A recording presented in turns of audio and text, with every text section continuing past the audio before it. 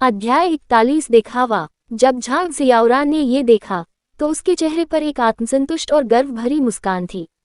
उसकी अभिव्यक्ति बिल्कुल अहंकारी थी, मानो वह अब एक महान सफेद हंस हो। उसने अपना हाथ हिलाया। मेरा बॉयफ्रेंड अब उतना उत्कृष्ट नहीं रहा।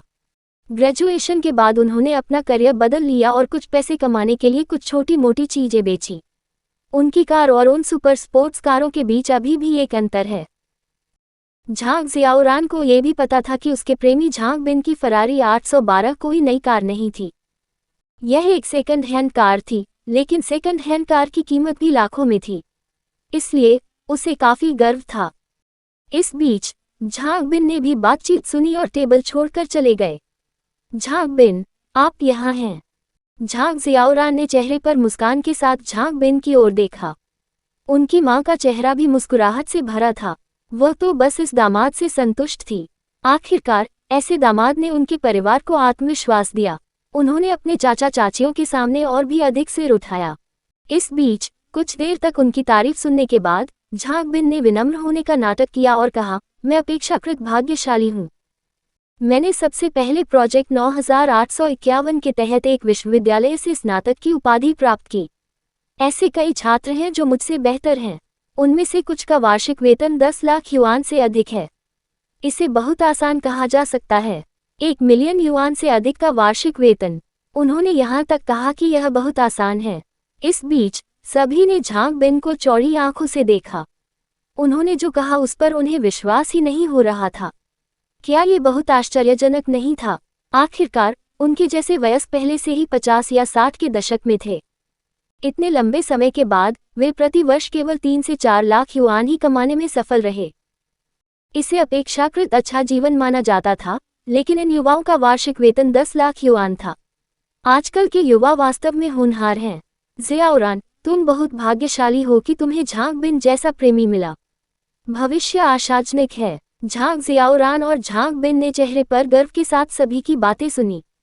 फिर झांग जियाउरान ने श्रीमती लियू की ओर देखा। आंटी लियू, मुझे याद है कि यानरान हुक्सिया बैंक में काम करता है ना? वह एक बैंक में काम करती है, इसलिए उसे कई उच्च गुणवत्ता वाले ग्राहकों से मिलना चाहिए।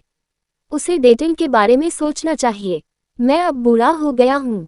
यानरान आमतौर पर मुझे उसके बारे में नहीं बताती, चाहे वह काम हो या जीवन। जियाउरान, अब तुम सचमुच आशाजनक हो। तुम्हें तो इतना अच्छा पति भी मिल गया। इतना खराब भी नहीं। श्रीमती लियू एक पल के लिए थोड़ी शर्मिंदा हुई। उसने कुछ शब्द कहे और झांग जियाउरान की प्रशंसा भी की।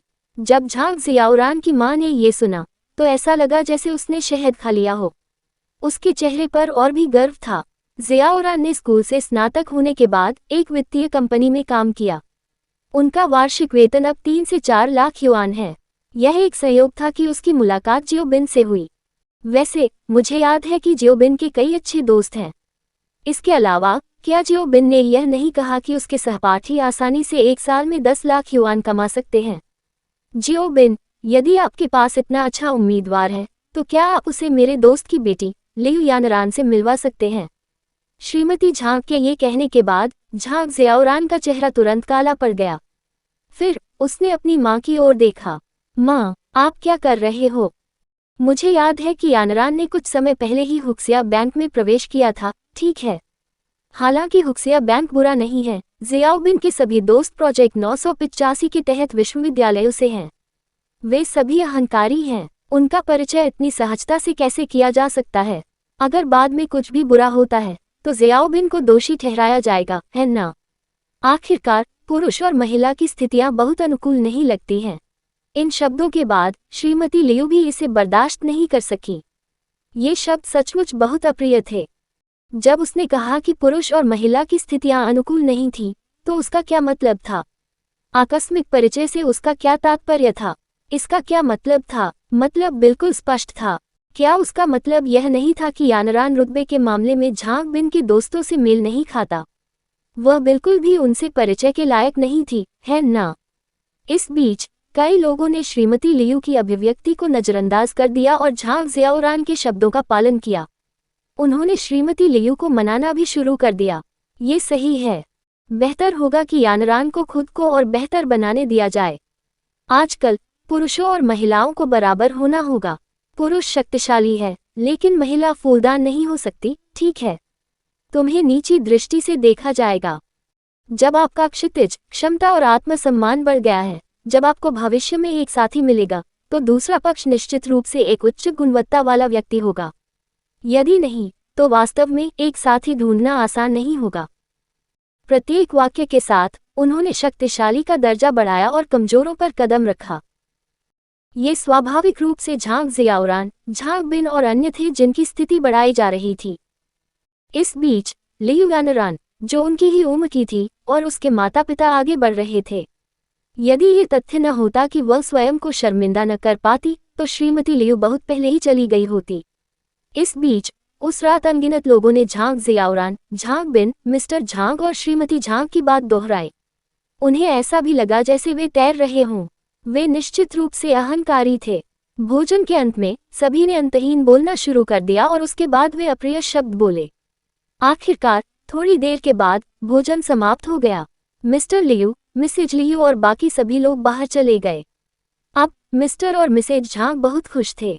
उन्होंने मिस्टर और मिसेज लियू को देखा और फिर झांग बिन को। जियो बिन, आप आंटी लियू और अंकल लियू को वापस क्यों नहीं भेजते? ये कहने के बाद, इससे पहले कि मिस्टर और मिसेज लियू मना कर सके, झांग जियाउरान, जो बगल में थी, ने अपने पिता की ओर देखा और अपने पैर पटक दिए। उसका चेहरा चिंता से भर गया। पिताजी, झांग बिन की कार एक फरारी स्पोर्ट्स कार है। फिर उसने मिस्टर और मिसेज लियू की ओर देखा। अंकल लियू, आंटी लियू, मुझे सच में खेद है। ऐसा नहीं है कि मैं नहीं चाहता कि झांग बिन आप दोनों को विदा करे, लेकिन उसकी कार में केवल 2 सीटें हैं। उसे 2 यात्राएं करनी होंगी। मैं आप दोनों को टैक्सी दिलाने में मदद क्यों नहीं करता? मिस्टर और मिसेज लियू के भाव फिर से गहरे हो गए। हालांकि वयस्कों के रूप में इस तरह के दृश्य ने उन्हें क्रोधित होने की अनुमति नहीं दी।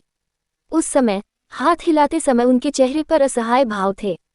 हमने यहाँ गाड़ी चलाई, इसलिए हम आपको परेशान नहीं करेंगे। ठीक है, ठीक है।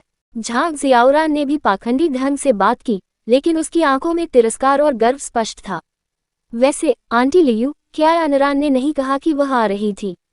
क्या वह पहले घर गई थी? झांग जियाउरान अभी भी लियू यानरान के सामने दिखावा करना चाहती थी, इसलिए उसने एक और वाक्य जोड़ा। हो सकता है कि वह पहले वापस चली गई हो। इसके साथ ही श्रीमती लियू जाने के लिए तैयार हो गईं। वह सचमुच अब यहाँ नहीं रहना चाहती थी। कितना कष्टप्रद। जैसे ही मिस्टर और मिसेज लियू निकलने वाले थे, दूर से तुरंत दहाड़ने की आवाज आई। दहाड़ एक जागृत क्रूर जानवर की तरह थी। ये क्रूर और क्रूर था। हमारे चैनल की कहानी देखने के लिए धन्यवाद। अगले वीडियो में मिलते रहने के लिए बने रहें। कभी कभी गायब सामग्री की कहानी, कृपया समय पर त्रुटियों की रिपोर्ट करें। अलविदा।